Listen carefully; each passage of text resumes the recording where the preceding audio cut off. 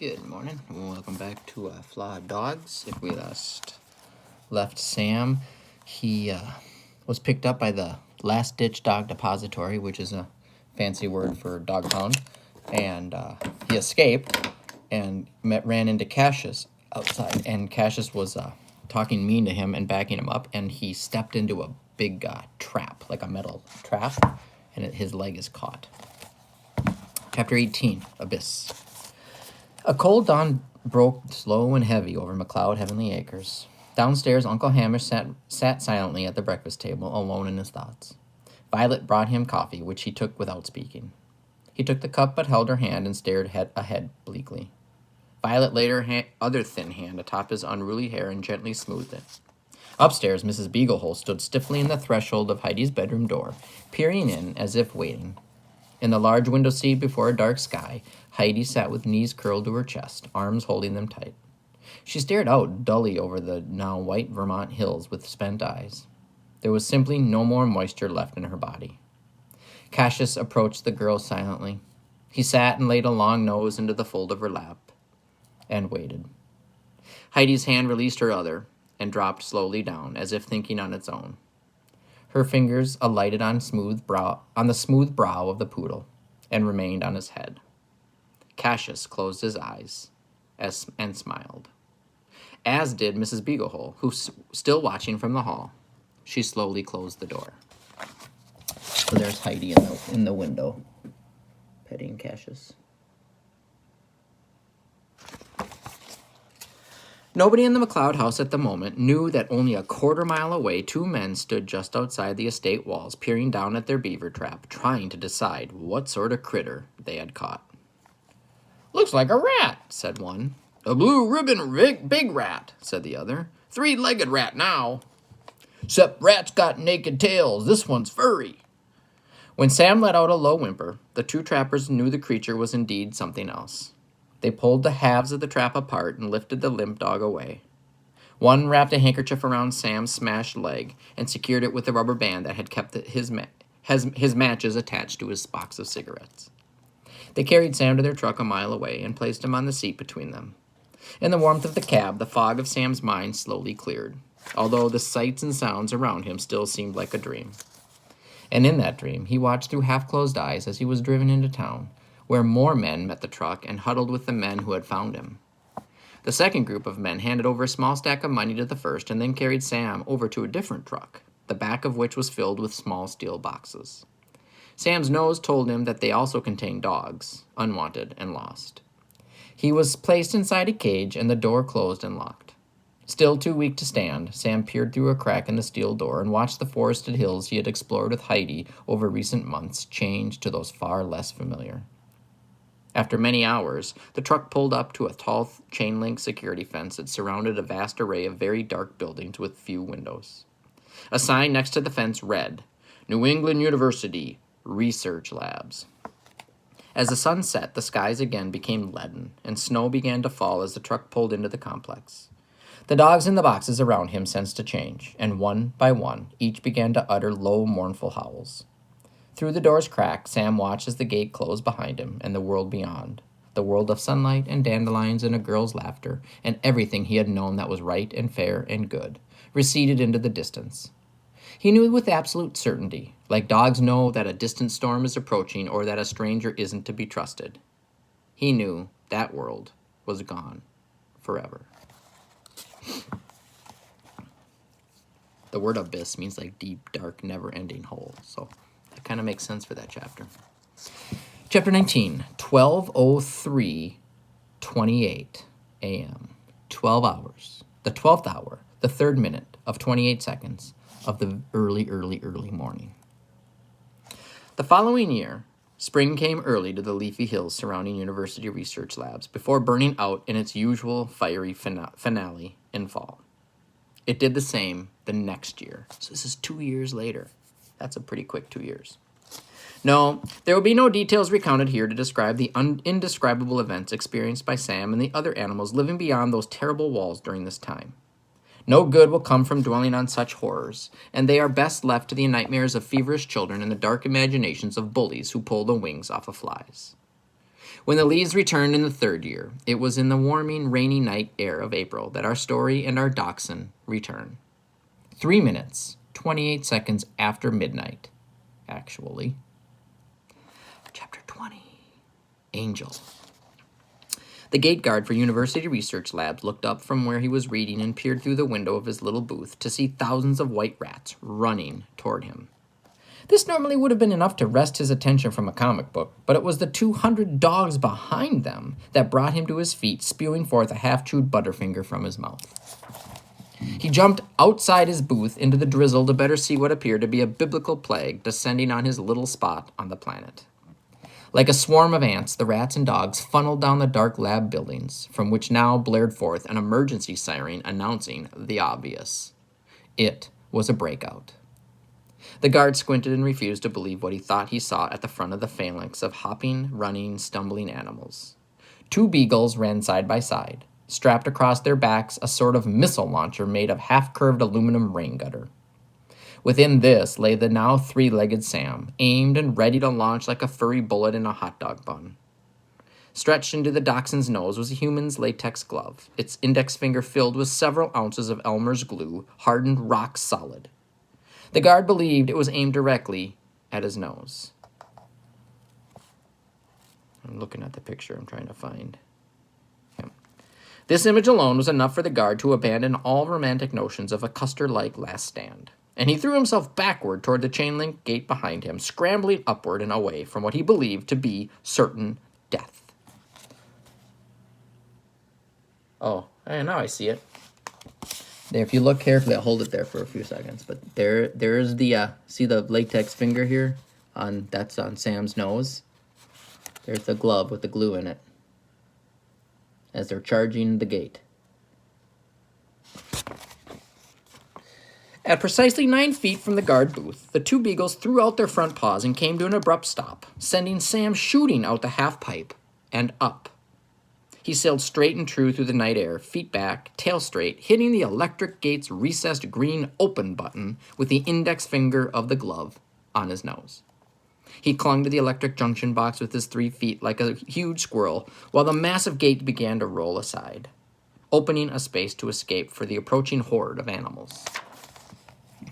"Forward, go! Come on, faster!" yelled Sam to the rats and dogs, now streaming through the ever-enlarging space and toward the street and freedom below the facility. Sam looked back to the lab buildings and saw that people began to emerge on the heels of the last dogs. "Go, go, go! Don't look behind!" Another beagle struggled in the back, hampered by bandages that circled his middle, covering the burns given him to test a new antiseptic ointment. The men behind were almost on him. The dog yelled at Sam, "Go on without me! I'm not gonna make it!" "Yes, you are! Don't stop!" said Sam. He pressed the red close button on the gate with his latex nose finger. The gate began rolling shut again, all the animals safely through, except for the struggling beagle, closing fast. The lab people reaching out for him only 2 yards behind. With a metallic bang, the gate slammed shut, the beagle having slid through with only a few hairs at the end of his tail getting severed by the metal portal. Unable to stop in time, the men piled into the chain link in a tangle of limbs and squashed bodies. Sam had freed the others but remained inside the perimeter. He leapt to the roof of the guardhouse, inches from the fingers of several lab workers.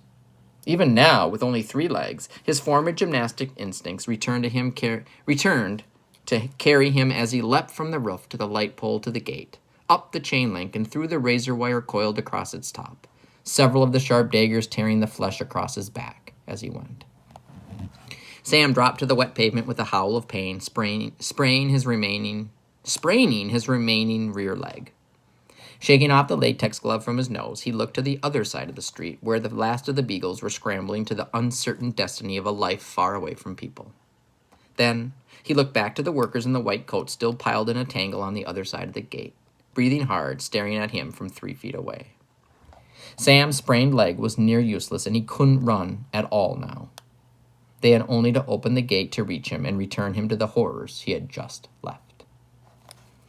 A woman he recognized, the only human in that place who had ever looked at him with something besides cold disinterest, the one who had risked a rare, gentle stroke of her fingers across his shaking head at his darkest moments of pain and fear. She stood at the gate's switch box, hand poised over the green open button. "Push it! Push it, Simmons!" screamed one of the men. "Push it or you're fired!" Sam looked at the woman, who smiled back with a look something between pain and relief and shame. She dropped her hand to her side. "Simmons!" the man yelled, not believing what he was watching.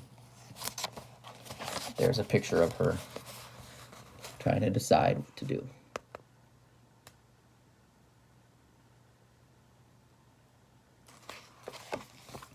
Sam turned and hobbled down the highway into the darkness, knowing that the gate would open soon regardless. Cars roared past him, their lights stabbing through the mist like searchlights, confusing him. The sirens of the lab grew distant, but he didn't dare stop, now nearly dragging the rear of his long torso along the slippery pavement. He saw the lights of a service station across the highway, and the prospect of a hiding place lured him to cross the expanse of road. He had nearly crossed the final lane when the pickup truck swerved and braked after its lights found the small dog directly in front of it. The tire hit Sam on his upper hip, sending him spinning onto the shoulder of the road. Sam lay there, spent and breathing hard. Pain racked his tiny body, moving in torturous waves that ebbed and flowed from sources too numerous to count. He lay on his back and stared up at the sky, cold, cruel, and black. He licked the air for rain, desperate to slake a parched and raw throat. His mind whirled from exhaustion and pain, and his thoughts became muddy, confused. The sky suddenly grew lighter, and the falling mist sparkled like tiny diamonds. Sam opened his eyes wider. Suddenly, he was doused in the brilliance of a blinding white light that seemed to descend on his broken body. Despite the mental fog, his mind traveled back to what Cassius had said that terrible night over 3 years ago.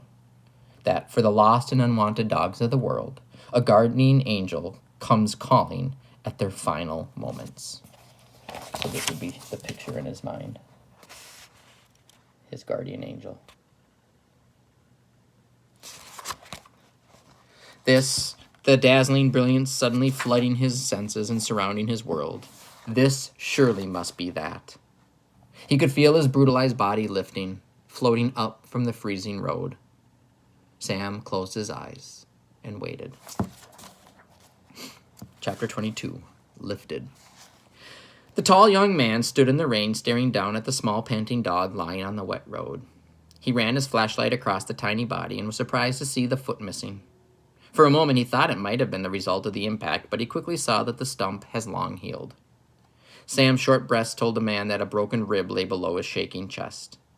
He saw the shallow rips that covered the dog's flesh and wondered how they happened. Reaching down, he slipped rough, calloused hands below the limp form and lifted him from the pavement. He carried the wounded dog to his truck and laid him on his dirty coat, coiled on the passenger floor. The man pulled back onto the highway and drove off into the rainy night, pointed to somewhere else far, far from heaven.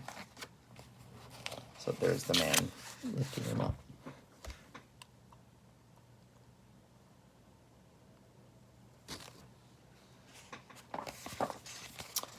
Let's see here.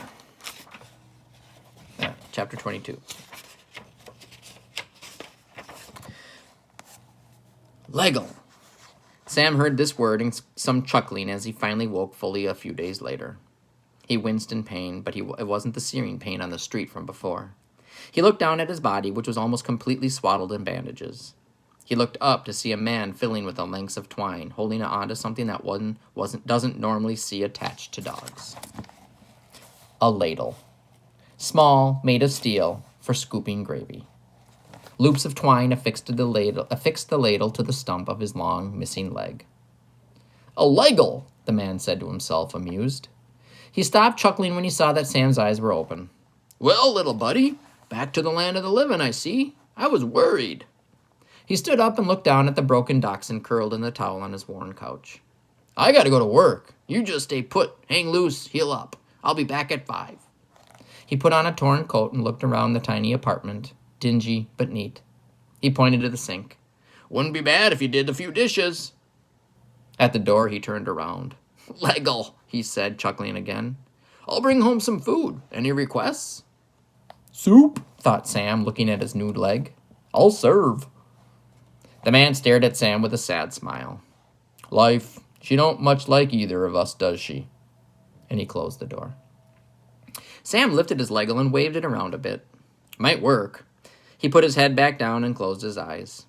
He would think about what to do later, after his wounds and rib healed, when his strength returned. He fell asleep, smiling faintly. I'll serve the soup. It was a good joke. He hadn't thought of anything funny for almost 3 years. For the next few months, Sam's life followed the routine of the rough-handed man's, wavering little. Each morning they would leave after breakfast of a scrambled eggs and sausage. Sam's steel Lego clattering as they both descended the steps of the tiny apartment behind the auto repair shop. With the help of his new foot, Sam would leap into the cab of the beaten pickup truck and ride to the man's work at a construction site. Sam put his back feet on the seat and propped his front two on the dashboard to better observe the world up ahead, being careful not to think about anything and anyone from the distant world behind him.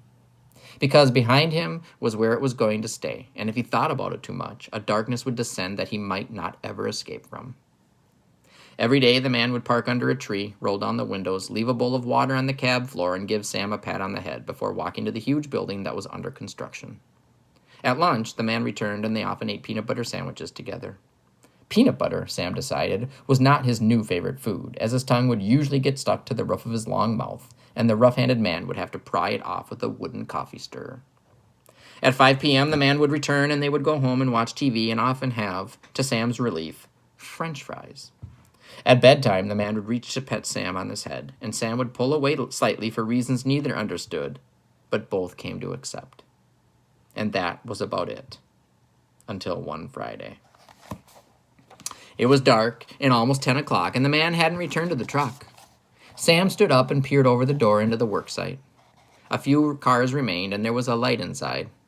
People were still in there doing something, but Sam couldn't imagine what it was. Maybe a game of some sort. He could hear voices, an occasional whoop or cheer, or a groan.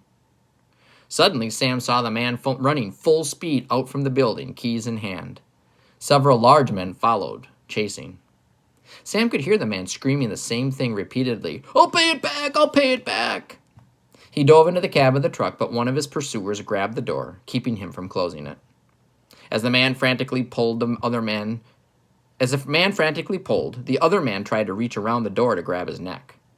The rough-handed man turned to Sam and screamed, Don't let him in! Don't let him in! Sam had no idea what was going on, but it seemed clear enough that life would generally be better without the other men getting into the truck. So he curled his lips halfway up to his skull and let loose a display of saliva-spewing, teeth-snapping dog fury of such fierce proportions, the sight of it stopped the approaching men like a wall of skunk stink. Even the rough-handed man, still struggling with the door, couldn't help but be shocked, and let out a low, wow, in admiration of the performance. If you look closely at the picture, you will be able to infer what the problem was and why he was being chased. Look carefully.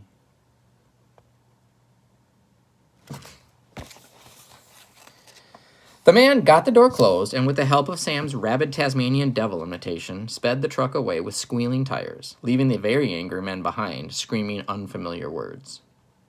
The rough-handed man looked worried as he sped away and turned around to see if they were being followed.